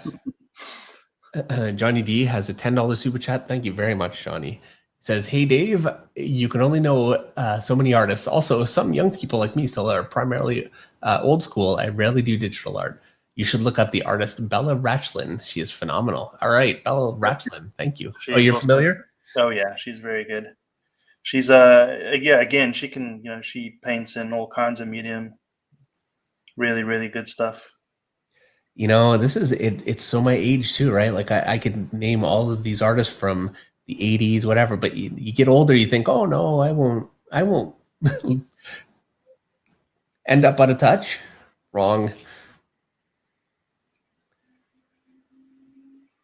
And Corey has a €2 super chat. He says, any chance you guys can get Dave Raposa on? I think you know Dave Raposa, right? Yeah, I do. Yeah. Yeah, I think that would be great. Good. That would really be great.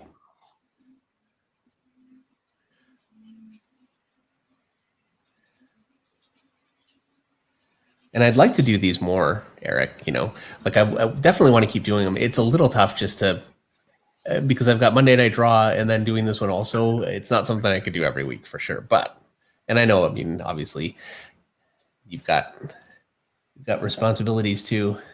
Yeah, it's a whole lot of fun.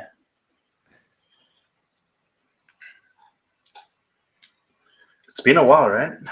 It has been. We haven't done it since the end of September, or the beginning of September, or the end of August, one or the other. It's been too long.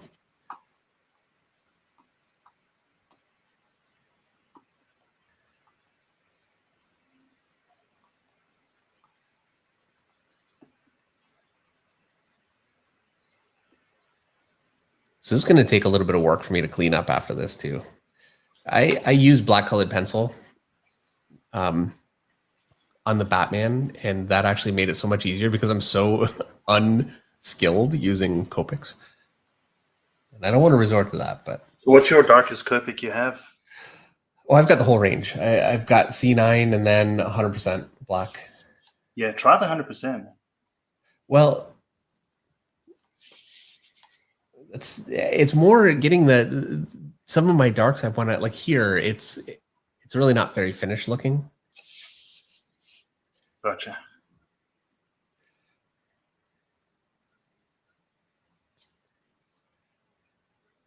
JDSC, hey, CT is here, and he says, "How about monthly?" Yeah, I could definitely do that. I think we could do monthly, Eric. Oh yeah, Sure. easy. It'll be fun.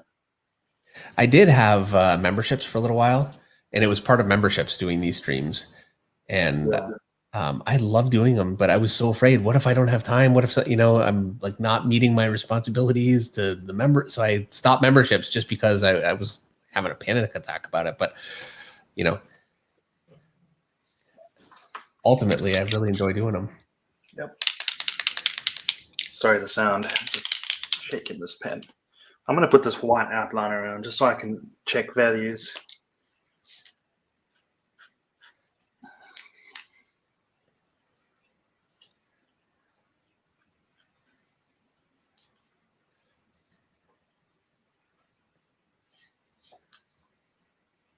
Yeah, seems okay. And I know from experience, the nice thing about using this pencil is once you put white paint on top, like the bleed-proof white or a Uniposca, it really pops out.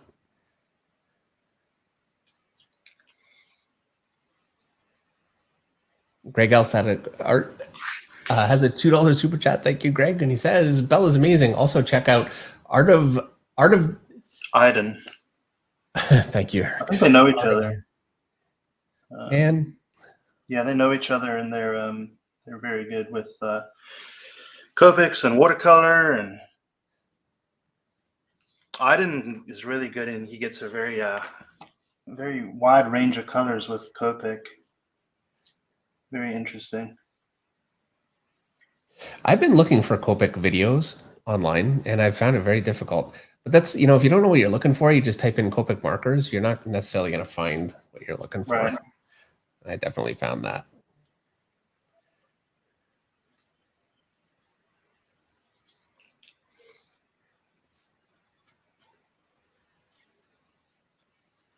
Derek Moore says white charcoal doesn't show up much on white paper. That gray vellum comes in handy. Yeah, for sure. Now you can very easily, obviously, on white paper, just tone your figure down enough that it'll show up. But yes. Yeah, I would never have thought of buying white charcoal, but it really is versatile on this paper. Yeah.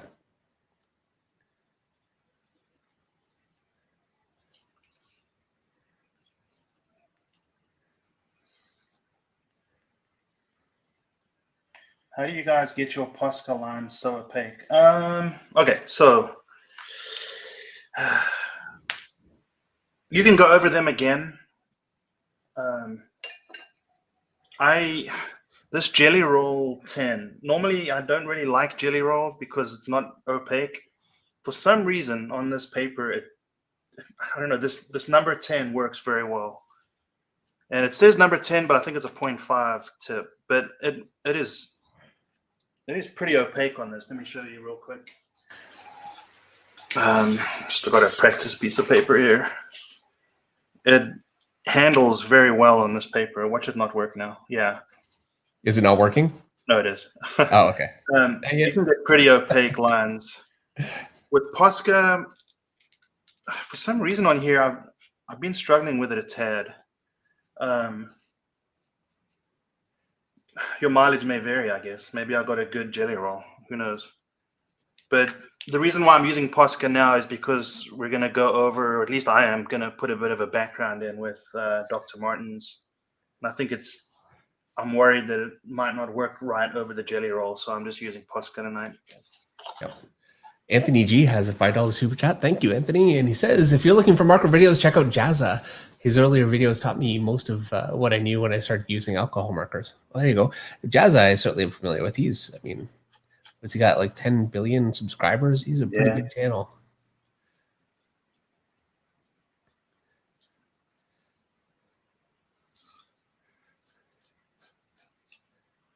Yeah, I think it goes without saying too is shake your Posca marker. If you don't, it can be pretty watered down. All right. So for the person who was mentioning that.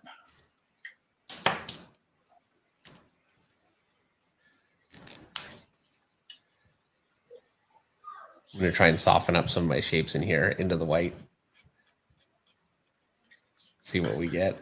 David, that looks incredible. It's like yeah, that's very good. Well, thank you, Eric. And it will come together more with a little bit of paint too, but right now I feel like my darks are a little not where I want them. But and I can go right over the pencil with this too, and it will work. The darker, well, here, let me find a spot to do it. Like right here, I can go over it, and you can see it really just kind of kills it. You need to use a darker color to really get that, but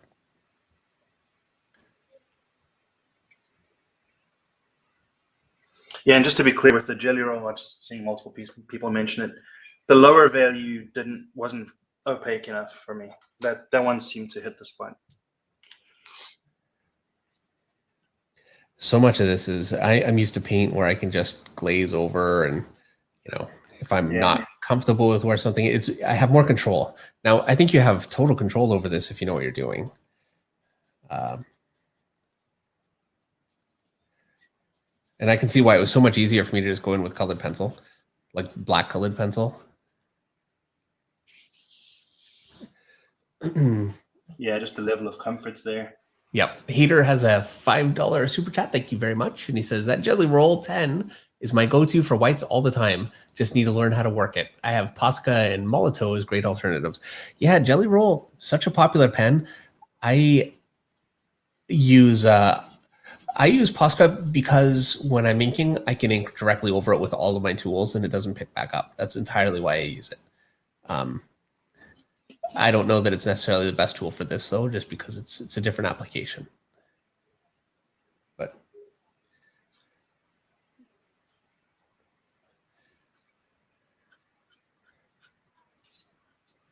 and this is where, kind of going back in here, I feel like my lights are really popping in there too much, so I can kind of kill them back.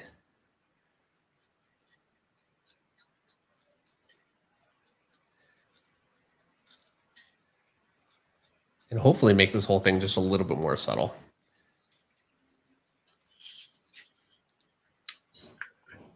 How do you draw on a flat surface without hurting your neck and back? Just incline the table. Yeah, or draw on the couch, which is what I do. I don't actually normally work at the only time I'm ever at my desk like this is if I'm painting, because you really can't paint on the couch, but or if I'm doing a stream like this. Otherwise, I'm on the couch and I work with a lap board because it is very tiring on your neck. And I'm actually also, I'm not working on a flat surface. My camera is attached to the surface and I've got it angled at the same angle. So it, hopefully reads as flat, but it's not actually flat. Yeah. So having the camera up here, so the camera, I can't really show you where it is, obviously. Yeah, because you would have to move the camera to show you. Yeah. But having it where it is, I'm kind of working. I'm not directly above the paper, which is kind of weird, and it's actually affected some. I don't know if it's ever happened to you, Dave, but because I'm looking at an angle, my figures are very stretched because I'm. Right. There's an angle issue there, so I got to kind of shove my head under it, but I don't want to have my head in front of everyone's view here. So. Do you have a mirror, Eric? Yes.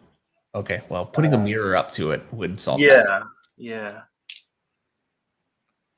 I was going to crack a joke about vanity, but yeah. Yeah, that or holding it upside down, I guess, but. Thomas Brock says ADC Art Attack is awesome with alcohol markers.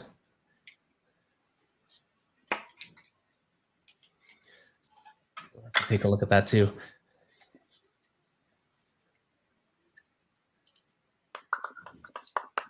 Oh, let's see how I want to do this. I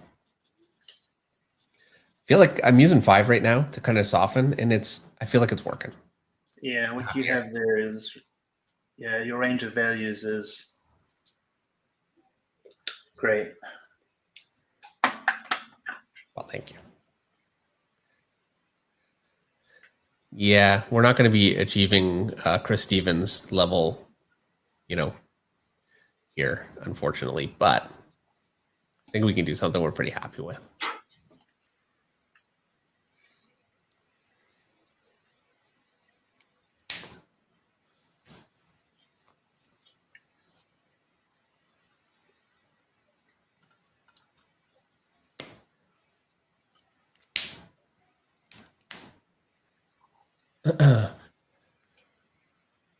Bauer BXO Kurdistan says, wow, we have over 700 likes already.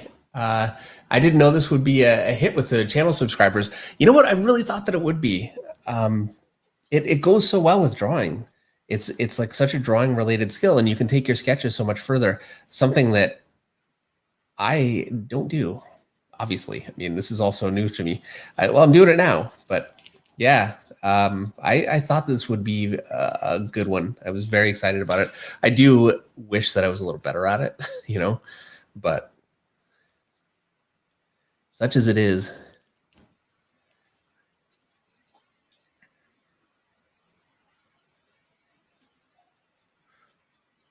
I was saying to Eric earlier on, the nice thing about not being good at it, though, is, and I think I said this actually at the beginning of the stream, I personally find it very helpful to see people struggle.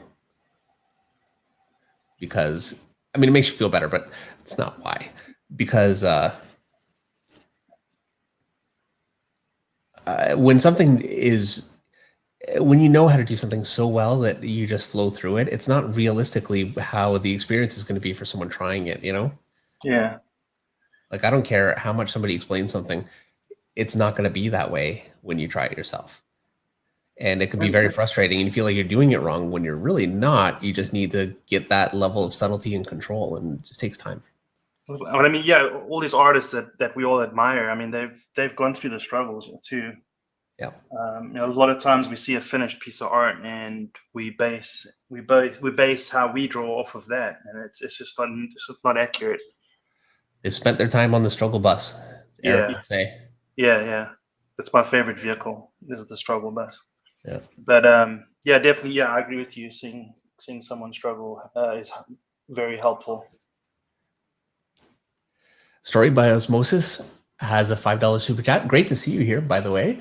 And he says, hey, Dave, have you ever combined ink line art with this method or colored pencil? I imagine it's too much a clash, but we'll probably run a test. It is not a clash. Now, I haven't done it, but Chris Stevens does it. And another reason to check out his Instagram, because yeah, you would not believe what is possible. And that's something he seems to be really kind of experimenting with more lately, is doing more of a fully inked drawing and then doing this on top of it. And it's working beautifully, as opposed to something that's purely tonal.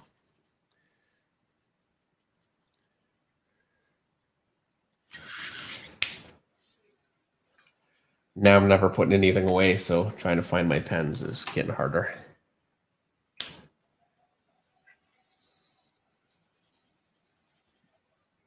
So I'm using a 9. This is an 8 here because I wanted to lighten it just slightly there. And I'm trying to just get a little bit more depth into my my shadows and round that out just a little bit more.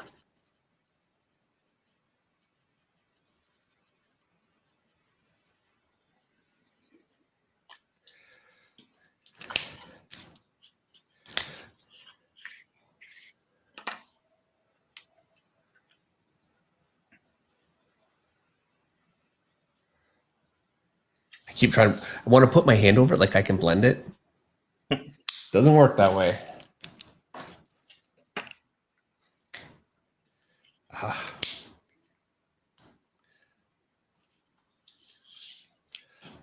Popsicles Art has a 50 peso super chat. He says, hoping I'd get this in your 500K sub. Well, thank you. Yeah, that might be a little while.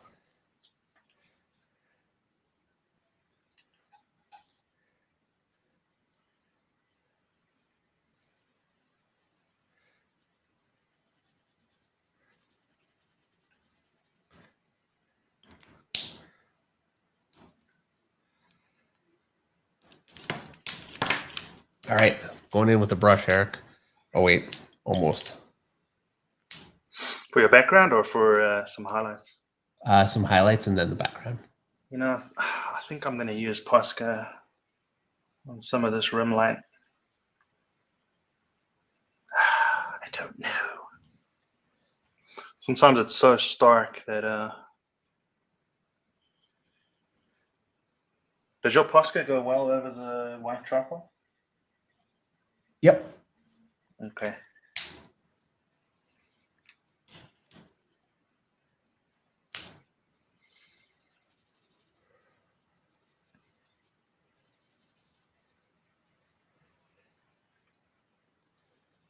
Really is scary to pull the trigger on that one. Yeah.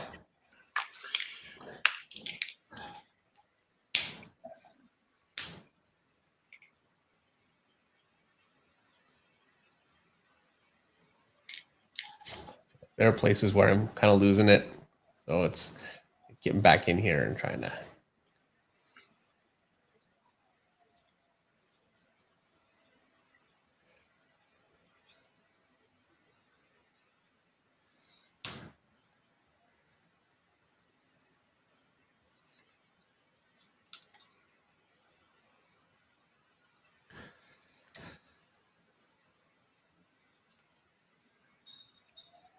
Okay.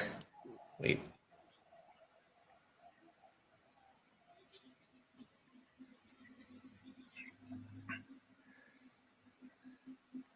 Okay.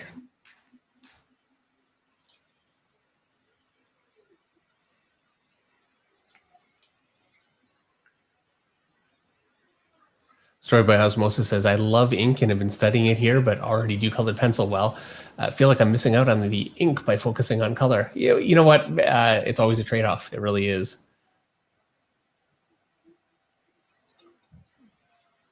Oh, and Dennis Kelly's going to bed. What? I said, Dennis Kelly's going to bed. Oh, no, I mean, what for him? Why? Oh, right. Okay. Got it. How dare you? What? So, get a little water here.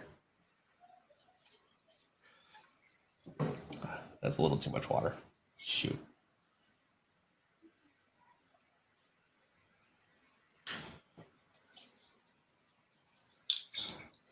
This is the hardest part right here. Trying to get. The right consistency. Yeah. Yeah. And if you put it on as too much, it's really difficult to start. Let's see. All right. I think that's going to be all right.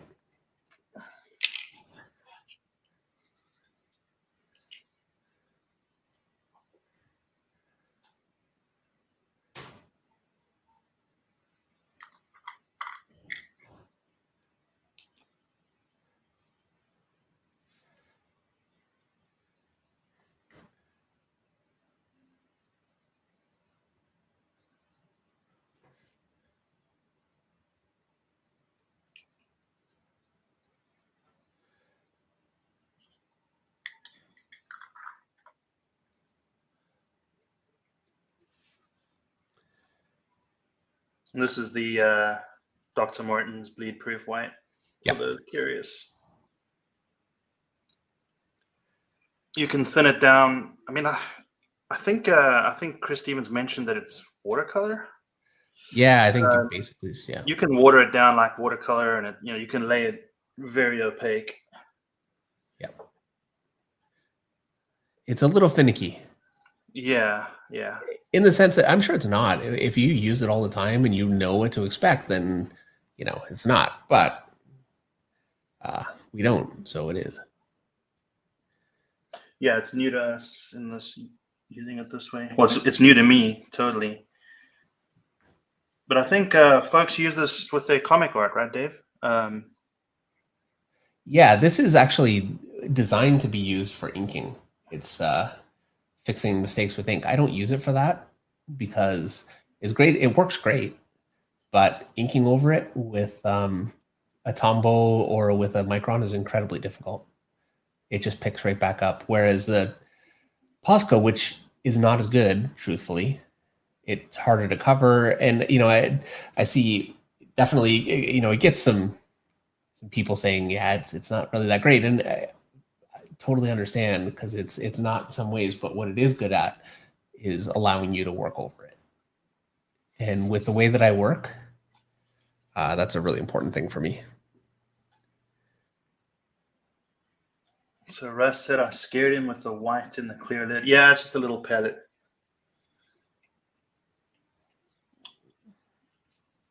And then I use the container with the water. Oh.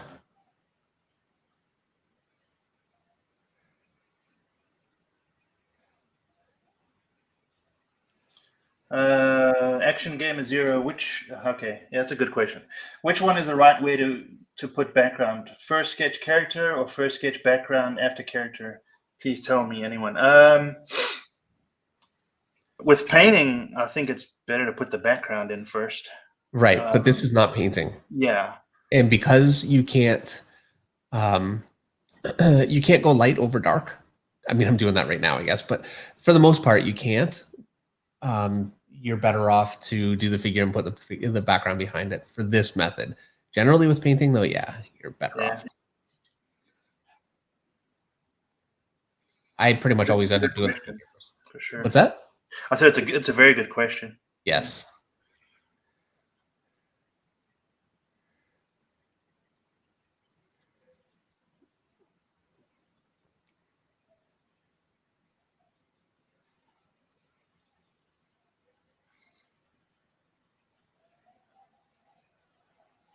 Yeah, it would have been nice to put a background in here, but just in the interest of time, I guess it's just it'd take too long. Yeah.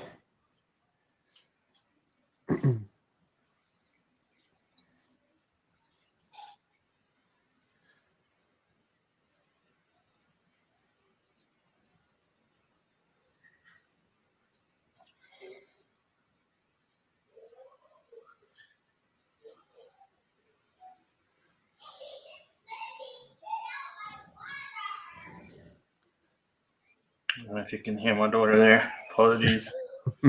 She's having a good time. Been crazy over here. Do what? I said she's having a good time. Yeah. Yeah, she is. All right.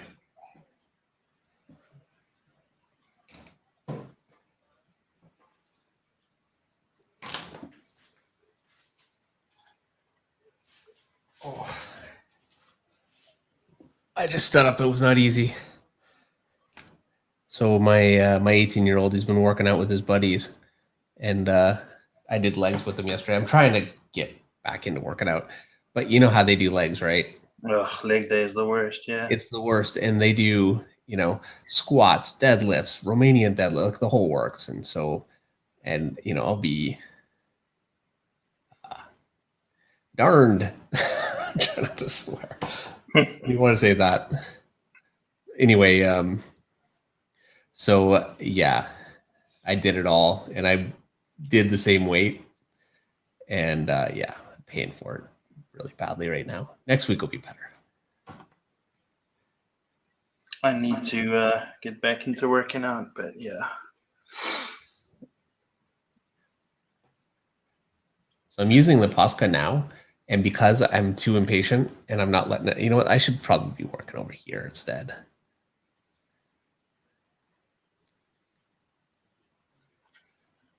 Eric Hansen says, David, who could do more squats, Daredevil or Nightwing? I'm going to go with Nightwing.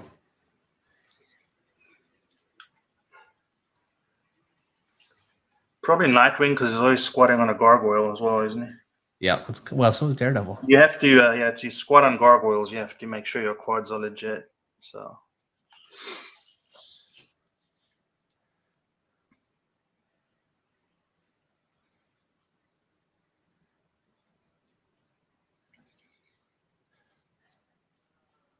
I feel like this is such a cheapo cheat. What's that? Putting the white rim light around everything. It just cleans it up a little bit. Makes it look a little graphic. I like it. So I'm doing it.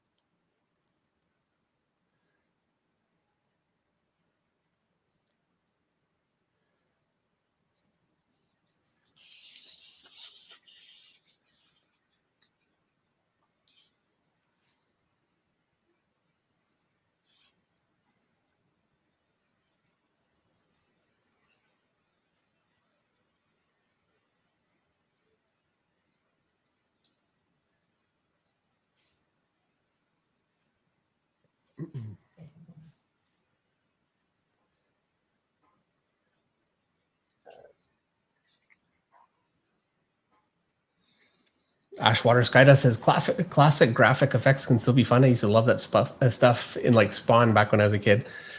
Yeah, still love that stuff. I'm never outgrowing Spawn.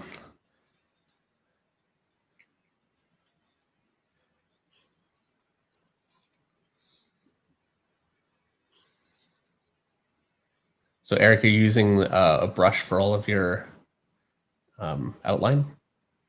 I used the Posca to do that, and then just using the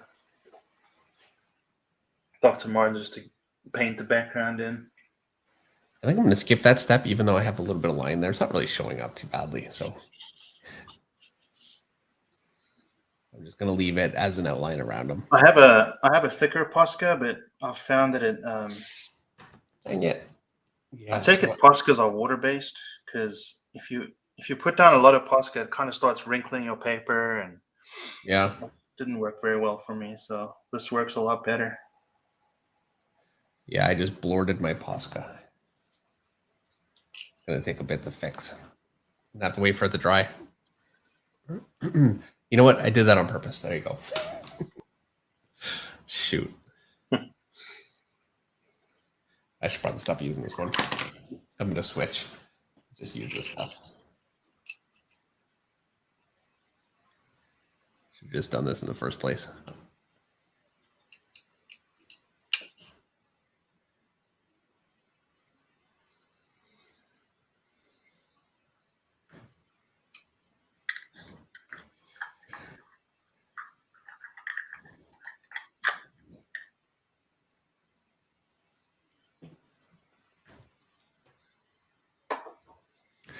Looking at it, and some things are just kind of not really jiving for me, so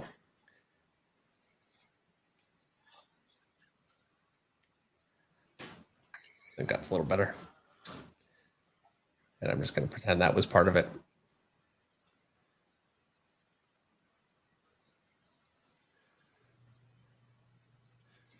Probably should be using a bigger brush, but hey.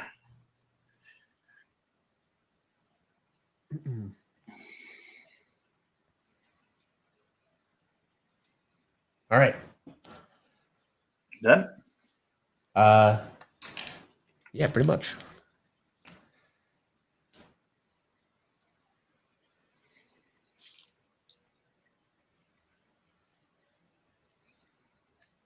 So even not knowing what we're doing and kind of fighting just a little bit and, you know, having kind of surprises and whatever, you can say it's a pretty quick process, really. I think if, you know, we had done a lot more of this and we're a little bit more experienced, we'd be rocking these out in 20 minutes. Yeah, yeah. Someone asked, I apologize, I missed the person, but asked if I'm a fan of Greg Capullo, and yes, absolutely. It's hard not to be. It sure is. Incredible.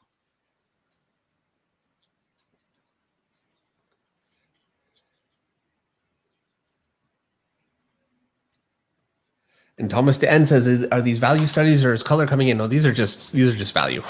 we're taking the Poscas one step at a time. I really would like to do more with color, and we will get there. I find this is more difficult for me than paint, Eric, because with paint is more forgiving for me. Whereas with this, because it's a lot more like watercolor, where you have to be very careful where you put your darks. You can't really. It takes a little bit more planning. I think it's easier if you are good with it. But yeah, right now I find painting to be easier.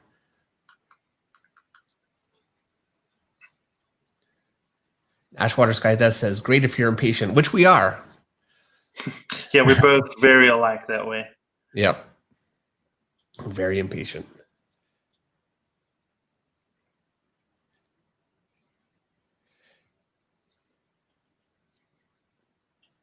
Rich Ware says, "Looking good too, Eric." Tagamo Model Works says, "I came in late. You were here earlier?" He says, "What paper is this?" Here, let me show you, Tagamo.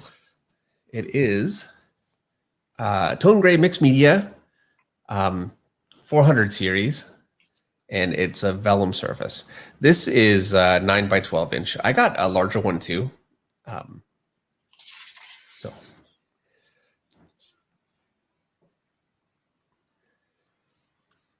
So you're gonna skip the background or the? Yeah, I'm just gonna leave it. Yeah. Now, part of the reason for that is I've got a light along the side, and if I do that, it'll kind of just disappear. Yeah, I did that here. That's why I was wondering if I should use Posca to put more of a rim light in, but I'm just gonna leave it. Yeah. And Page One Comics is here. Jimmy's here. He says, "I missed it. What did you use for the shadows? A black Copic?" Yeah, actually, there's a little bit of ink in there, but my darkest darks, and there are only a couple little places I used 100% black. For the most part, my darkest darks were C9, and I kind of blended them. Like here, you can see it's just a little bit lighter there. That's a C8. And yeah, good to see you here. And I don't think I've seen Jimmy on Monday night. What happened, Jimmy? We haven't seen him for a bit. I think he was there. I think he was there Monday, wasn't he? Was he? Ah, I missed him. I think so. Pretty sure. All right. And Sid V says, "Where's Meredith?" Meredith doesn't do the Eric and Dave drawing with Eric and Dave streams where we're kind of sitting here experimenting with all of you guys. Yeah, she does not have the patience. So she'll do one stream a week. That's all I can get out of her. Anything more than that, and forget it. Where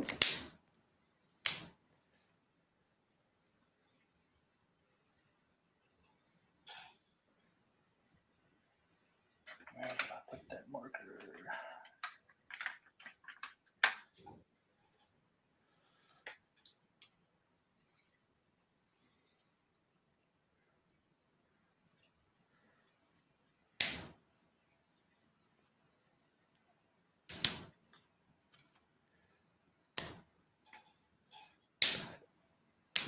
And Sid says, "I'll see her on Monday." Yeah, for sure. She'll be back on Monday.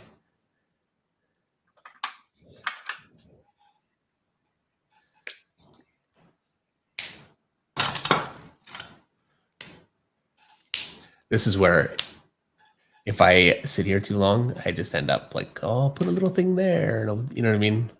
Yeah. And sometimes it works. I have to kind of reestablish some of the outlines after doing the Posca. Yep. So it's a good way to take a breath after everything and see what you've missed. Yep. Well, with that in mind, since we're just noodling and cleaning up and, you know, I think we kind of have the basic process down. I'm going to let it go there. Oh, I can't. Hold on. Got one more thing I want to do.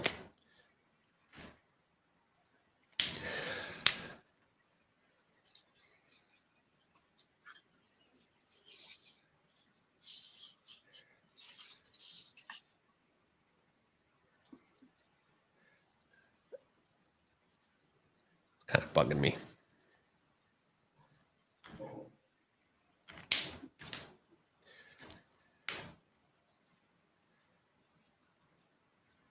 And then I think a C3 will blend it together, and then we're out. So I think yours came out great, Eric. You feel good about it? Thanks. Yes and no. I think I probably could have used a bit more values. It's just an ongoing problem. It's an ongoing problem I have is values, which is the most important thing. You know, to round the form and everything, I probably should have gone darker in a lot of areas, but yeah, just something to work on. But yeah, overall, pretty happy with it. Yeah, I think it looks great. Thank you. All right. I think, you know, we're gonna call it done. What do you think, Eric? I am done. Yeah. Okay, sounds good. Thank you, everyone, so much for coming and watching Copic marker drawing with us. We'll definitely be doing more of this, and I think we'll be getting better at it as we go along. But yeah, I'm pretty happy with how they both came out. I thought that was a lot of fun. It was good. I think that mine could tonally kind of mesh together a little better. It's all right. Everyone you hope to get a little bit better. So those darks you have there really make it pop. So I think thank you. I think it came out great. And the rim light really adds to that as well. So I worry a little bit that, I rely on rim light a lot just because it adds so much that I'm not getting otherwise, as you can see. So it's a bit of a cheat, but since it works, I'm going to use it. All right.